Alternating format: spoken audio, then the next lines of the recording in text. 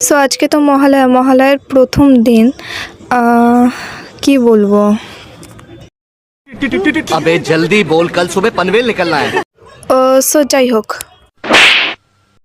আজকে রোববার, তার মধ্যে মহালয়া, একটু চিকেন না হলে তো চলেই না, তার কারণ রোববার মানেই চিকেন। আমাদের বাড়ি চিকেন হচ্ছে।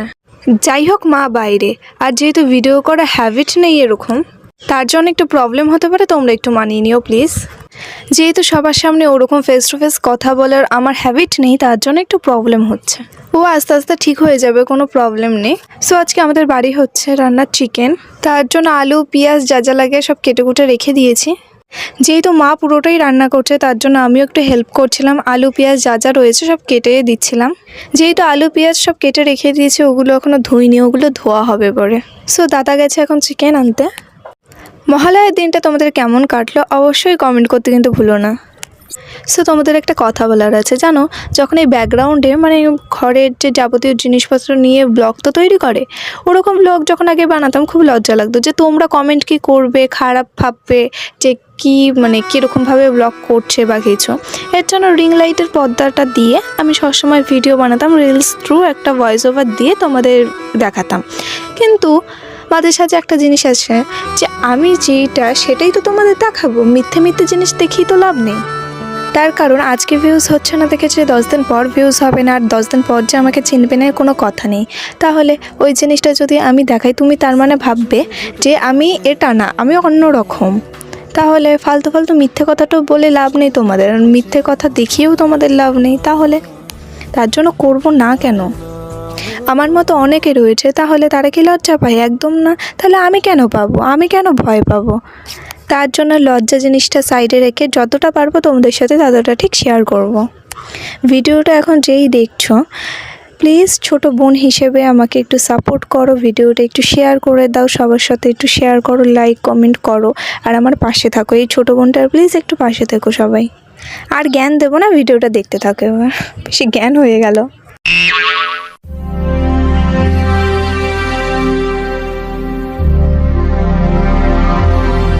সো পুজো তো এখন কমপ্লিট হয়ে গেছে, তোমাদের বলেছিলাম চিকেন রান্না করছে, তো এখন মিক্সিতে পেশাপেশির কাজ হবে। তার জন্য চলো তাহলে কাজটা কমপ্লিট করি।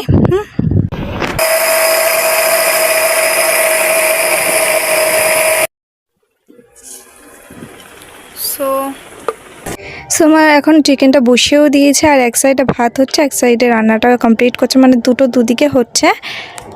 তো তোমাদের সাথে তো একটা কথা শেয়ারই করিনি না, কথা ঠিক না, একটা জিনিস দেখাবো, দেখো কত জল হয়ে গেছে।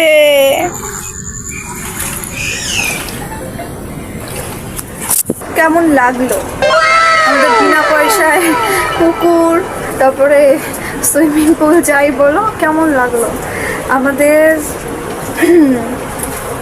একদিনেই এতগুলো জল, মানে এত জল হয়েছে।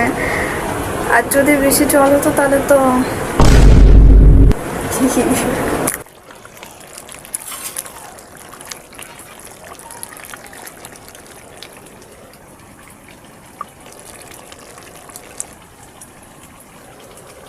তো ফাইনালি আমাদের চিকেন মানে কষা এখন পেয়ে গেছি হাতে।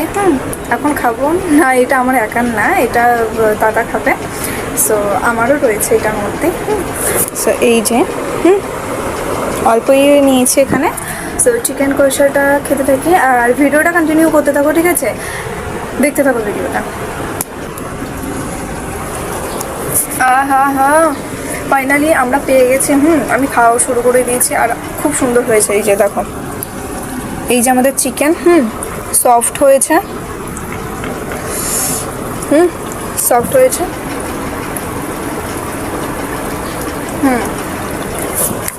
আর আলুটা নিয়েছে, কারা কারা আলু প্রেমিক অবশ্যই কমেন্ট করো। খুব গরম, সদ্য নামিয়েছি তো তার জন্য। আলুটাও খুব সফট হয়েছে। দেখো, যেহেতু অনেকটা বেলা হয়ে গেছে, তখন খাওয়া দাওয়া করতে হবে। খেয়ে দিয়ে তারপরে তোমাদের সাথে কথা বলছি। আর কারা কারা চিকেন খেতে পছন্দ করো, তার মধ্যে কষা, অবশ্যই তোমরা কমেন্ট করো, ওকে? আপাতত খাওয়া দাওয়া হলো, এবার একটা জায়গায় যাব, তার জন্য রেডি হবো, তো রেডি হয়নি। সো আমি তো রেডি হয়ে গেছি এখন। ঘুরতে যাব, কোথায় যাব সেটা বলা যাবে না, দেখতে থাকো তারপর বলবো। সো এই যে পরে দেখাচ্ছি ফাইনাল, মানে একেবারে ফাইনাল লুক। সো রেডি, কিছু করবো না, এই যে এই শাড়িগুলো একটু দিয়ে দাও জাস্ট। হ্যাঁ জানি না, বলতে পারবো না। সো যাই হোক, লাইটও ভালো পড়ছে না। ঠিক আছে। সো বাইরে কি কথা বলছে? মহালয়ের দিন যে এত বৃষ্টি হবে কেউ ভাবতেও পারেনি। আর আমাদের এখানে তো এই সাইডে যেটার ঘরে জল ঢুকে যাচ্ছে, এর জন্য কি করা যাবে বলো? পুজোর মধ্যে, তার মধ্যে মহালয়া, না ঘুরে পারা যায়?